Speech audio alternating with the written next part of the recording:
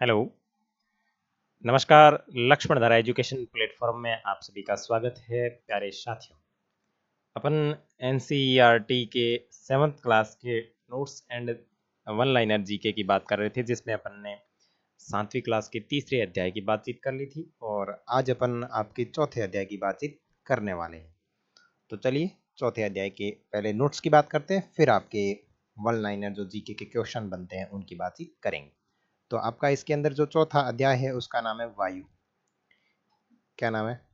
वायु नाम है। और अब इसके अंदर जो नोट्स है वो किस तरीके के बने हुए उनकी बातचीत कर लेते हैं। देखो, वायु जो है वो आपके वायुमंडल को कहा जाता है, यानी वायु का जो स्वरूप होता है उसको अपन अपनी ज्योग्राफी की पुस्तक के अंदर वायुमंडल कहते हैं। और हमारी वायुमंडल की बात करें तो हमारी पृथ्वी के चारों ओर की जो घनी वायु की चादर है उसको अपन वायुमंडल कहेंगे। अब ये वायुमंडल क्यों महत्वपूर्ण है? देखो, यह हमें सांस लेने के लिए वायु प्रदान करता है, सूर्य की किरणों के हानिकारक प्रभाव से हमारी रक्षा करता है। यदि यह चादर न हो तो दिन के समय जो गर्मी है वो बहुत ज़्यादा होगी और रात के समय जो ठंड पड़ती है वो बहुत ही अधिक मात्रा में पड़ेगी। ठीक है। वायुमंडल में जो पृथ्वी के तापमान जो वायुमंडल है वो पृथ्वी के तापमान को रहने योग्य बनाता है। तो वायुमंडल हमारे लिए किस तरीके से महत्वपूर्ण है, जो आपने अभी ये 4 बिंदु देख लिए। नेक्स्ट, ग्रीन हाउस गैस किसे कहते हैं? कार्बन डाइऑक्साइड वायुमंडल में फैलकर पृथ्वी से विकिरित ऊष्मा को पृथ्वी पर रोककर ग्रीन हाउस प्रभाव पैदा करती है, इसलिए इसको ग्रीन हाउस गैस कहते हैं। अब ये किस तरीके से रोकती है, इसके लिए विस्तृत लेक्चर आपको देखना पड़ेगा, जो मैं इसके कमेंट सेक्शन के अंदर आपको लिंक दे दूंगा, आप वहां से देख सकते हैं। इसके अभाव में धरती कितनी ठंडी हो जाती है, इतनी ठंडी हो जाती है कि इस पर रहना असंभव होता है। तो कहना का तात्पर्य यह है कि यानी जहाँ पे वो आपकी नहीं है कार्बन डाइऑक्साइड, तो वहाँ पे क्या होता है कि इसकी मात्रा कम होने की वजह से धरती बहुत ही ठंडी हो जाती है। ग्लोबल वार्मिंग किसे कहते हैं? जब कारखानों एवं कार के धुएं से वायुमंडल में इसका स्तर बढ़ जाता है, तब इस ऊष्मा के द्वारा पृथ्वी का तापमान बढ़ता है और इस भूमंडलीय तपन को ग्लोबल वार्मिंग कहते हैं। देखो, पृथ्वी पर अगर कार्बन डाइऑक्साइड की मात्रा बढ़ जाती है तो कार्बन डाइऑक्साइड की मात्रा की वजह से भूमंडल पर तापमान बहुत अधिक बढ़ने लगता है और इसी को कहते हैं अपन ग्लोबल वार्मिंग। ठीक है। और नेक्स्ट बातचीत करें तो तापमान में इस वृद्धि के कारण पृथ्वी के सबसे ठंडे प्रदेशों में जमी हुई बर्फ पिघलती है, जिसके परिणाम स्वरूप समुद्र के जल स्तर में वृद्धि होती है, जिससे तटीय क्षेत्रों में बाढ़ आती है। तो ये भूमंडलीय जो तपन है या फिर ग्लोबल वार्मिंग है, इससे जो आपके ठंडे प्रदेश है, हिमानी क्षेत्र है, उसके अंदर बाढ़ आने, जो पानी पिघलने की वजह से जो तटवर्ती क्षेत्र है उसके अंदर बाढ़ आने की संभावना बढ़ती है। वायुमंडल का संगठन किस प्रकार? देखो, जिस वायु का उपयोग हम सांस लेने के लिए करते हैं वास्तव में वह अनेक गैसों का मिश्रण होती है। नाइट्रोजन तथा ऑक्सीजन ऐसी जिनसे वायु का बहुत बड़ा भाग बना हुआ है। देखो, वायुमंडल के अंदर नाइट्रोजन और ऑक्सीजन एकमात्र ऐसी गैस है जिनके अंदर बहुत ही बड़ा भाग बना हुआ है। और carbon dioxide, helium, ozone, organ एवं हाइड्रोजन कम मात्रा में पाई जाती है। और ये जो गैसें हैं वो आपकी कम मात्रा की गैसें मौजूद होती है। और इन गैसों के अलावा धूल के छोटे छोटे कण भी हवा के अंदर मौजूद होते हैं। तो ये आपके वायुमंडल में मौजूद होने वाले प्रमुख कण हैं। और नाइट्रोजन वायुमंडल में सर्वाधिक पाई जाने वाली गैस है, और ये जो नाइट्रोजन है ये वायुमंडल के अंदर सबसे अधिक पाई जाती है।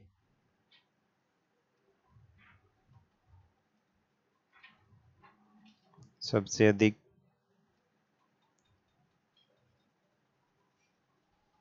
ठीक है। नेक्स्ट, जब हम सांस लेते हैं तब फेफड़ों में कुछ नाइट्रोजन भी ले लेते हैं, फिर उसे बाहर निकाल देते हैं। देखो, ध्यान रखना, मनुष्य जब सांस लेता है तो सांस के साथ में कौन सी गैस है वो अंदर लेता है। देखो, पहली बात तो अपन ऑक्सीजन लेते ही हैं, ऑक्सीजन के साथ में कौन सी गैस अंदर जाएगी? तो आपकी नाइट्रोजन अंदर जाएगी। क्यों जाएगी? क्योंकि इसके ऊपर सबसे अधिक मात्रा में जो है वो नाइट्रोजन मौजूद है।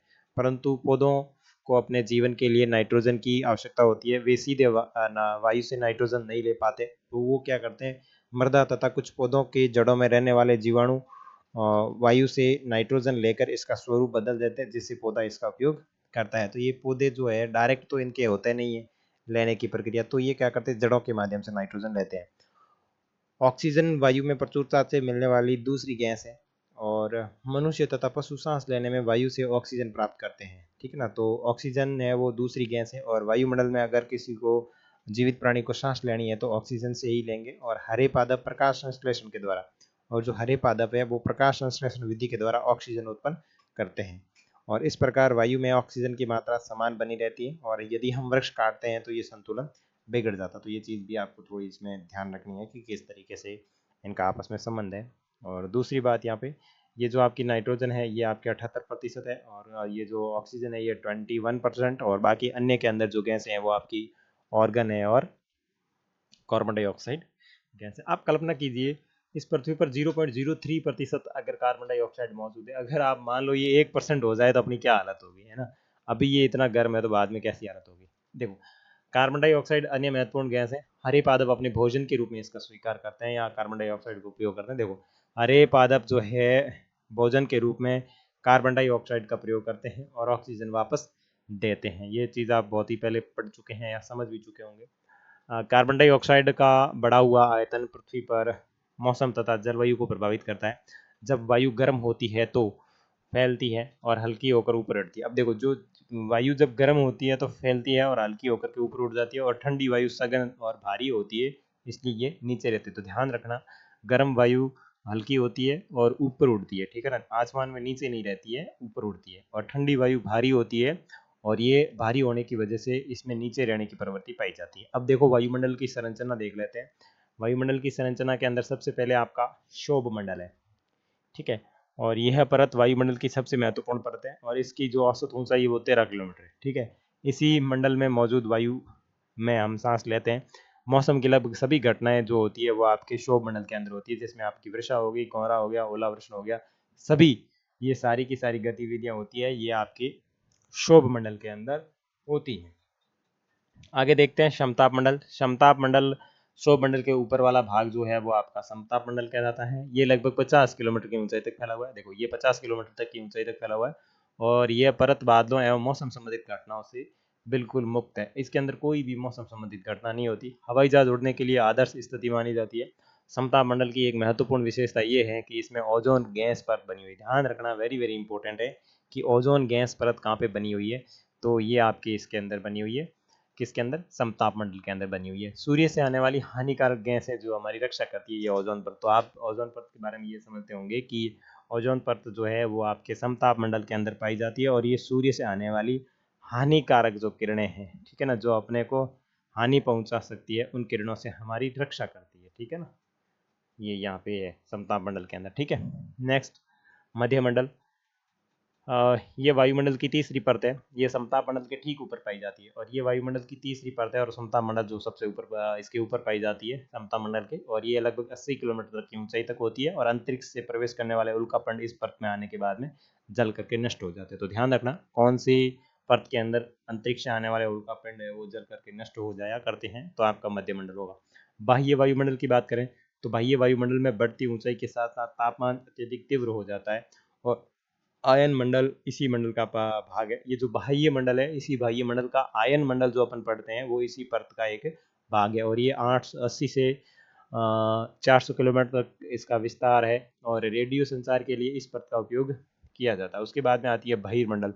वायुमंडल की सबसे ऊपरी परत को बहिर्मंडल के नाम से जाना जाता है, और ये वायु की पतली परत होती है। इसके अंदर हल्की गैस है जैसे हीलियम, हाइड्रोजन, यहीं से अंतरिक्ष में तैरती रहती है। और मैं आपको चित्र से बता देता हूँ।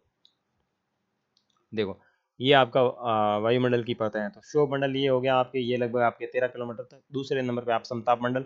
इसके अंदर आपकी भाई जो आपकी घटनाएं होती है, कौन सी क्या कहते हैं उसको, मौसम संबंधित घटनाएं, तो सारी आपके क्षोभ मंडल में हो जाती है। अब ये इसमें एक तो होता है आपका ओजोन परत, दूसरा आपके हवाई जहाज उड़ाने की जो स्थिति होती है वो आपके इसके अंदर होती है, और यहाँ पे मौसम संबंधित घटनाएं बिल्कुल कम होती है। और ये आपका समताप मंडल है, और समताप मंडल के ऊपर आपका पाया जाता है मंडल, मध्य मंडल। और मध्य मंडल की एक परत है, या मध्य मंडल का एक भाग है जिसको अपन कहते हैं आयन मंडल, ठीक है। और उसके बाद में, हाँ देखो, ये रहा आयन मंडल, ये इसके अंदर दे दिया है इसने, ठीक है ना। आयन मंडल इसके अंदर दे दिया, ये रहा आयन मंडल, ठीक है। और आयन मंडल के बाद में ऊपर जो है वो आपका बाह्य मंडल है, ठीक है ना। मध्य मंडल, मध्य मंडल के बाद में आपके मध्य मंडल, सॉरी, मध्य मंडल के ऊपर है, ठीक है ना। मध्य मंडल के ऊपर वाली जो परत है वो आपके बाह्य मंडल है, और बाह्य मंडल के बाद में आपका बहिर्मंडल है यहाँ पे, इसको अपन बाह्य मंडल या फिर आयन मंडल, ये दोनों चीज़ें एक साथ में आ गई, इसको देखने की जरूरत नहीं, मैंने अलग से कर दिया इसमें अंदर।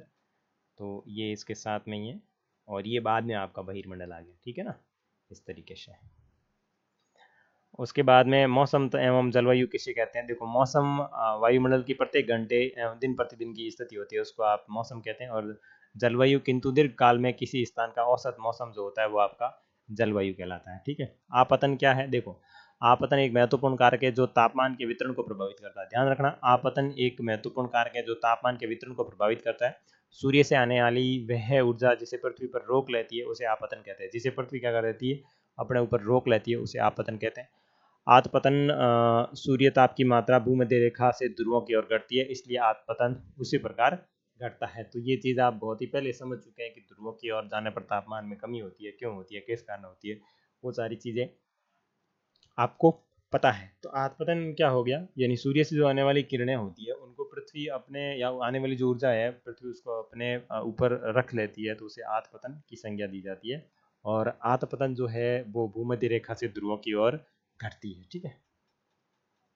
नेक्स्ट, तापमापी तापमान मापता है।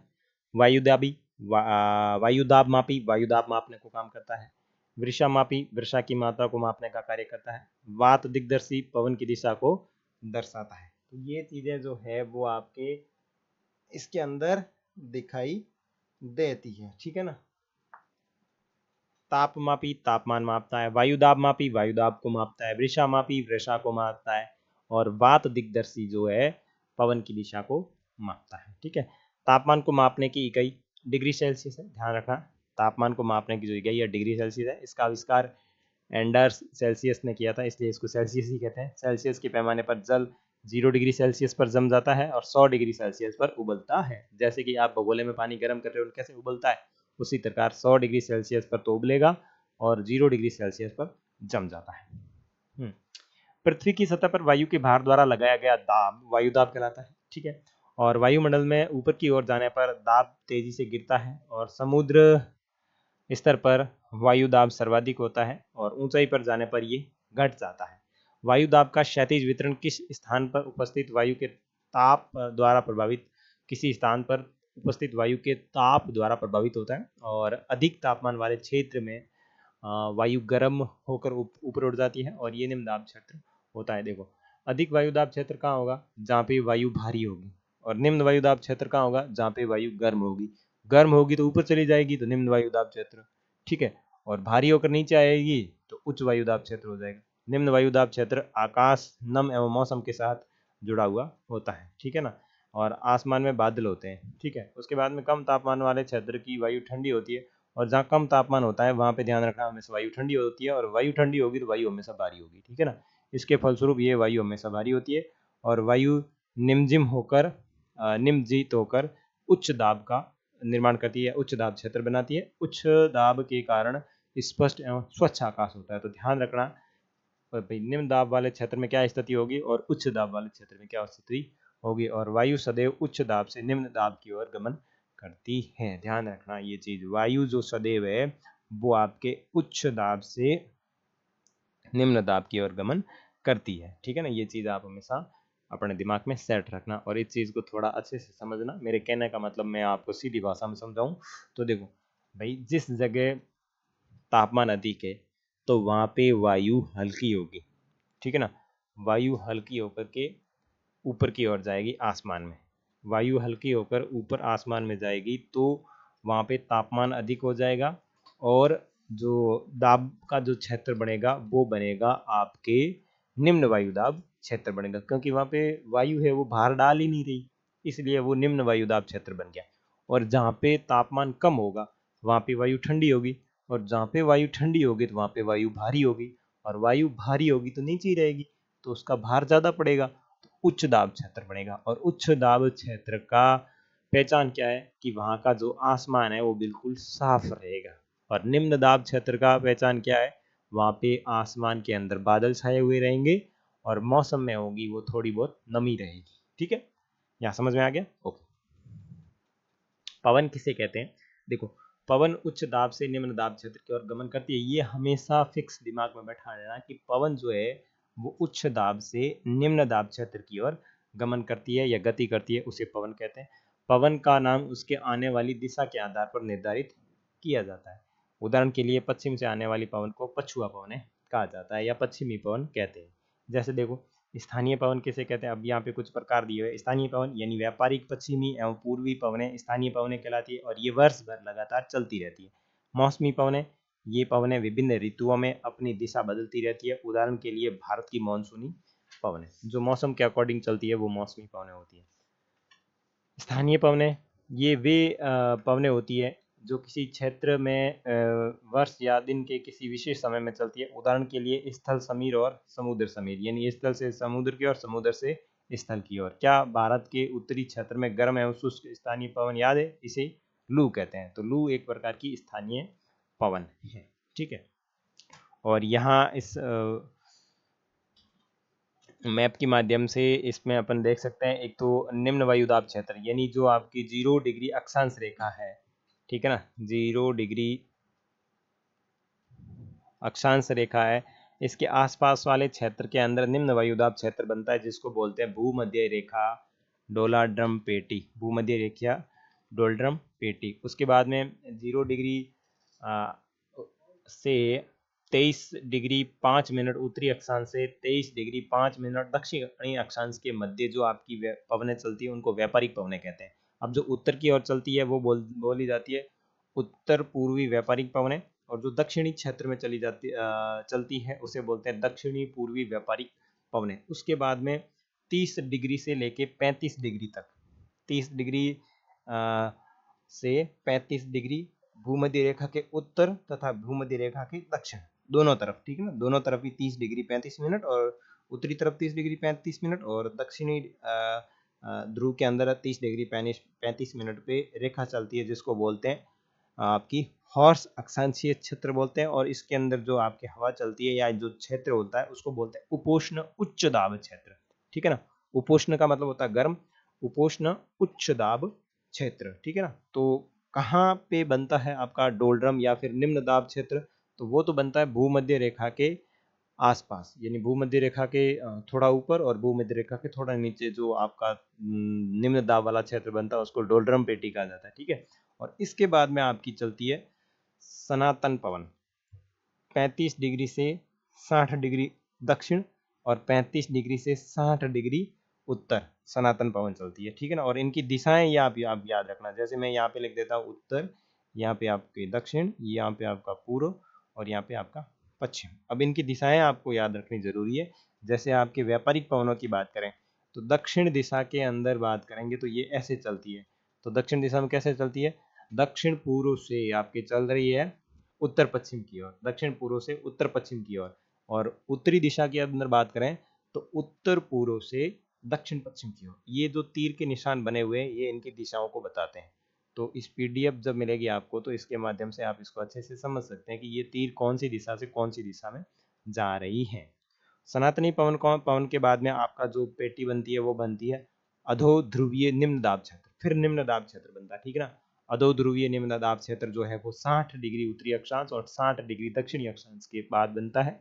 और इनके बाद में जो पवन चलती है उसको बोलते हैं ध्रुवीय पवन। ध्रुवीय पवन उत्तर की ओर, ध्रुवीय पवन दक्षिण की ओर। अब उत्तर से चल रही है, इनकी दिशा क्या हो रही है? उत्तर पूर्व से दक्षिण पश्चिम। और दक्षिण से चल रही है, इनकी दिशा क्या हो रही है? दक्षिण पूर्व से आपके उत्तर पश्चिम, ठीक है ना, इस तरीके से। अब आगे देख लेते हैं।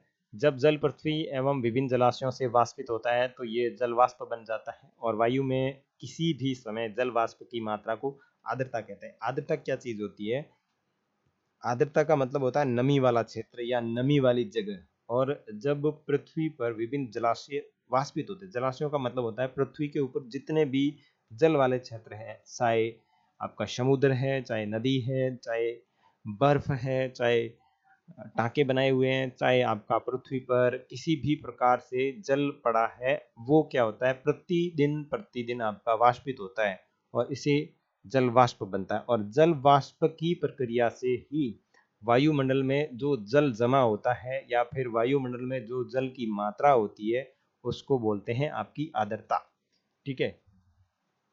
उसके बाद में क्रिया अवधि के आधार पर वर्षा के 3 प्रकार हैं, और कौन कौन से हैं? तो पहला आपका संवहनी वर्षा है, उसके बाद में पर्वतीय वर्षा है, तीसरा आपका चक्रवाती वर्षा है। अब इसके अंदर से कौन कौन से वन लाइनर जीके के क्वेश्चन बनते हैं जो अपने प्रत्येक एग्जाम के लिए इंपॉर्टेंट होते हैं, उसमें सबसे पहले देख लो, इसकी जो अभ्यास प्रश्न है उसी में से बात करें तो निम्नलिखित में से कौन सी गैस हमें सूर्य की हानिकारक किरणों से बचाती है? तो देखो, कार्बन डाइऑक्साइड नहीं, नाइट्रोजन नहीं, ओजोन।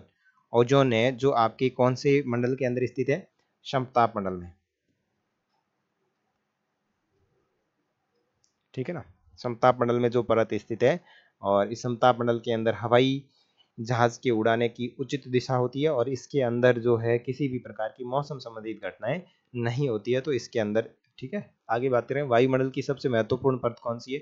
तो वायुमंडल की सबसे महत्वपूर्ण परत है आपकी क्षोभ मंडल, जो पहले नंबर की परत है, जिसके अंदर मौसम संबंधित सभी घटनाएं होती है, और ऑक्सीजन इसी मंडल के अंदर मौजूद होता है। उसके बाद में वायुमंडल की निम्न परतों में कौन सी बादल विहीन होती है?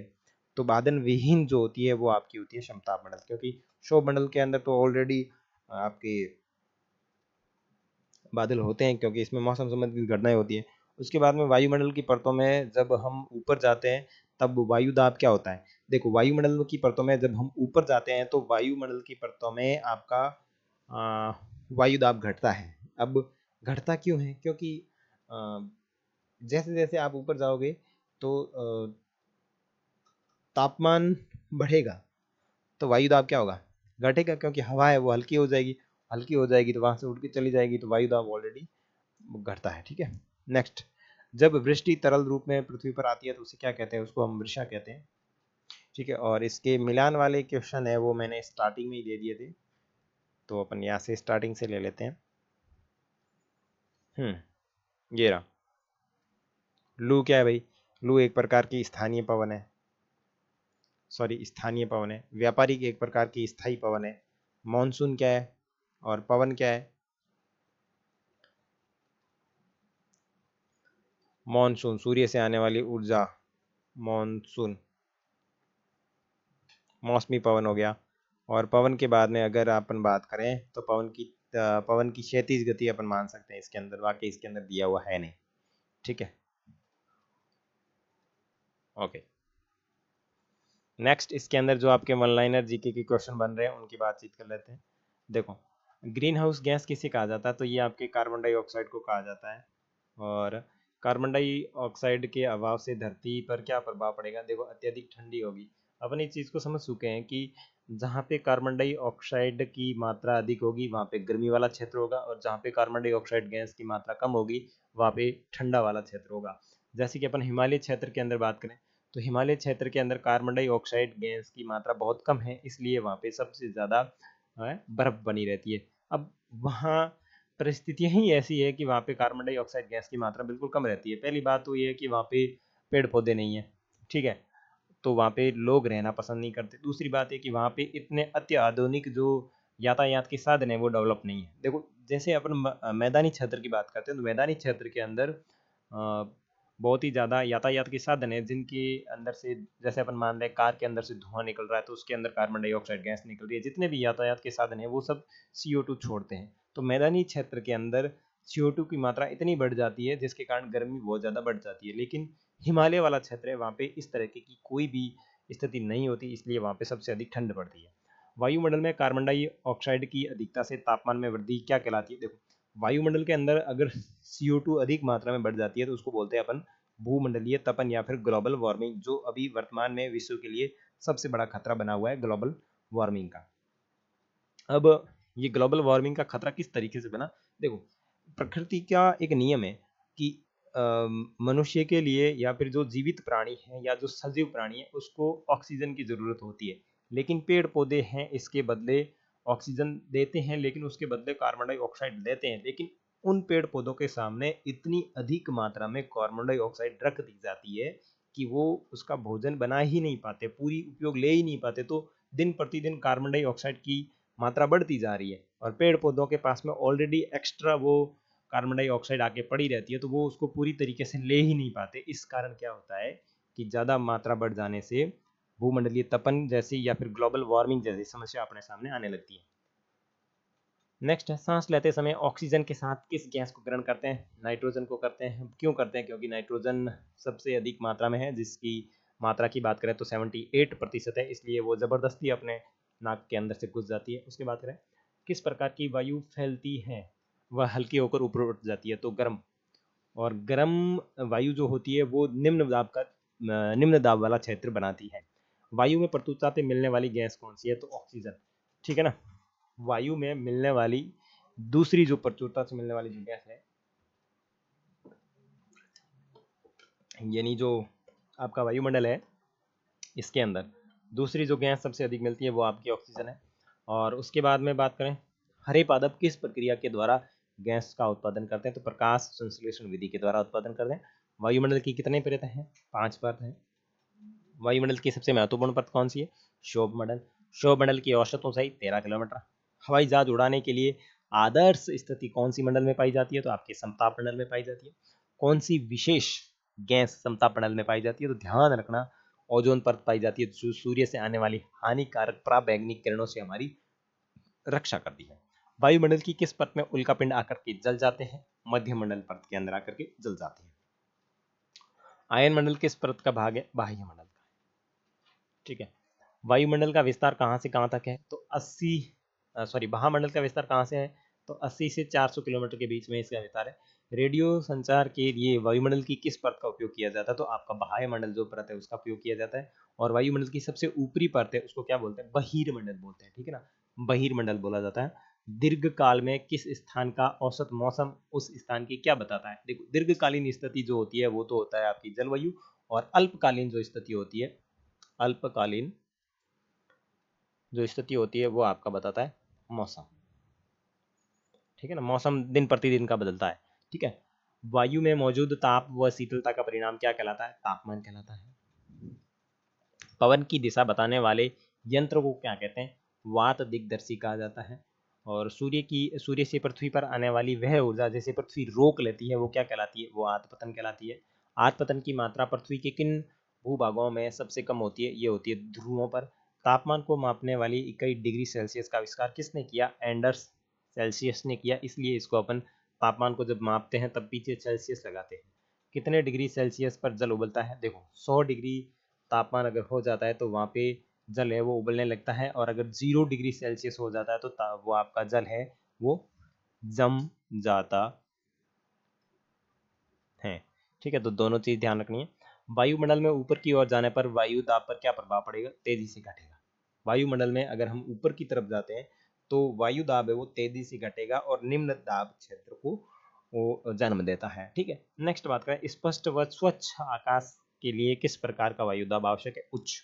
ये अपन नोट्स के अंदर समझ चुके हैं कि उच्च वायुदाब क्षेत्र की पहचान क्या होगी और निम्न वायुदाब क्षेत्र की पहचान क्या होगी। वायु का प्रवाह किस प्रकार होता है? तो उच्च दाब से निम्न दाब की ओर। वायु जो है वो उच्च से निम्न की ओर चलती है। अब यहाँ इस चीज को समझना जरूरी है कि भाई साहब उच्च से निम्न की ओर ही क्यों चलती है, निम्न से उच्च की ओर क्यों नहीं चलती। अब मुझे एक बात बताइए, यहाँ पे अपन मान लेते हैं उच्च दाब क्षेत्र है और यहाँ आपका निम्न दाब क्षेत्र है। मैं यहाँ पे सूर्य बना देता हूँ और यहाँ पे सूर्य की किरणें अधिक पड़ती होगी, इसलिए ये निम्न दाब क्षेत्र है, क्योंकि यहाँ पे हवा जो है वो गर्म है। और यहाँ पे जो उच्च दाब वाला क्षेत्र है, यहाँ पे जो हवा है वो आपकी ठंडी है, और ठंडी हवा जो होगी वो आपकी भारी होगी। ठीक है। और गर्म जो होगी वो आपकी हल्की होगी। अब यहाँ पे आपके दिमाग में तो यही आना चाहिए कि जो हल्की हवा है वो उड़ करके भारी तरफ जानी चाहिए। नहीं, ऐसा नहीं होता है। अब अगर सूर्य की किरणें भारी वाले इलाके पे पड़ने लगेगी तो भारी हवा जो है वो धीरे धीरे क्या करेगी? पिघलने लगेगी, और पिघल के पतली होगी और पतली होकर के हल्के की तरफ उड़ने लगेगी। ठीक है ना, हल्के वातावरण की तरफ, या हल्का जो वायुदाब आपका बन रहा है जिसको अपन निम्न दाब वायुदाब क्षेत्र कहते हैं उसकी तरफ जाएगी। तो इसलिए इसकी गति क्या होगी? इस तरीके की होगी। तो ये गति क्या हो रही है? उच्च से निम्न की ओर हो रही है। ठीक है। नेक्स्ट, उच्च वायुदाब से निम्न वायुदाब क्षेत्र में बहने वाली हवा क्या कहलाती है? उच्च दाब से निम्न वायुदाब क्षेत्र में जो हवाएं बहती है उसको अपन पवन कहते हैं। और वर्ष भर निश्चित दिशा में बहने वाली पवनों को स्थायी पवन कहा जाता है, यानी एक ही दिशा में बहती है या फिर उसकी दिशा जो होती है वो एक ही होती है, इसलिए उसको स्थायी पवन कहते हैं। दो चीजें, एक तो स्थायी पवन है और एक स्थानीय पवन है, दोनों में डिफरेंट है। स्थायी पवन का मतलब होता है वो एक ही निश्चित दिशा में बहती है। और स्थानीय पवन का मतलब होता है स्थान विशेष की होती है। भाई स्थायी पवन होती है उसकी दिशा पूरे विश्व के लिए एक ही होती है, और स्थानीय पवन जो होती है वो किसी क्षेत्र विशेष से संबंधित होती है। जैसे अपन बात करें पश्चिमी राजस्थान में लू चलती है तो वो सिर्फ पश्चिमी राजस्थान में चलती है। ऐसा नहीं है कि भारत के जो पूर्वी राज्य है या 7 बहनों वाले जो राज्य है या बांग्लादेश है या फिर आपका चीन है, नेपाल है, इसके अंदर बहती होगी, ऐसा नहीं है। तो ये चीज़ आप समझ गए होंगे। देखो ऋतु के अनुसार दिशा परिवर्तन करने वाली पवनें क्या कहलाती है? मौसमी पवनें कहलाती है, जो मौसम के अकॉर्डिंग चलती है। और किसी क्षेत्र विशेष में चलने वाली पवन जो होती है आपकी स्थानीय पवन कहलाती है। मैं आपको समझा चुका, जिसको अपन लू कहते हैं। और भारत में सबसे अधिक चक्रवात का खतरा किस राज्य में रहता है? तो उड़ीसा में रहता है। अब उड़ीसा में क्यों रहता है? क्योंकि उड़ीसा जो है वो आपका तटवर्ती राज्य है। ठीक है, तटवर्ती राज्य है। अब चक्रवात क्यों आते हैं, जो अपन पढ़ेंगे आपके नेक्स्ट अध्याय में, जो आपका 5वां अध्याय जल से संबंधित है, उसके अंदर इसमें सारी दी हुई है कि तटवर्तीय क्षेत्रों में चक्रवात किस तरीके से आते हैं, समुद्री लहरों से चक्रवात किस तरीके से उत्पन्न होते हैं, वो सारी जानकारी। वायु में किसी भी समय जल वाष्प की मात्रा क्या कहलाती है? देखो वायु के अंदर किसी भी समय अगर जल वाष्प बना हुआ है या जल वाष्प पड़ा है, उसको अपन आर्द्रता कहते हैं। ठीक है। और पृथ्वी पर जल के रूप में गिरने वाला वर्षण क्या कहलाता है? वर्षा कहलाता है। बिल्कुल सिंपल है। क्रिया अवधि के आधार पर वर्षा के कितने प्रकार है? तो 3 प्रकार है। पहला संवहनी वर्षा, दूसरा पर्वतीय वर्षा, तीसरा चक्रवाती वर्षा। तो वे आपके थे चौथे अध्याय से संबंधित महत्वपूर्ण नोट्स तथा जीके के क्वेश्चन। नेक्स्ट अध्याय के अंदर अपन आपके 5वें अध्याय की बातचीत करेंगे, जिसके अंदर आपका 5वां अध्याय जल से संबंधित है, और इसके अंदर पहले नोट्स एंड आफ्टर जीके के क्वेश्चन देखने वाले हैं। मिलेंगे नेक्स्ट अध्याय में, तब तक के लिए जय हिंद, जय भारत।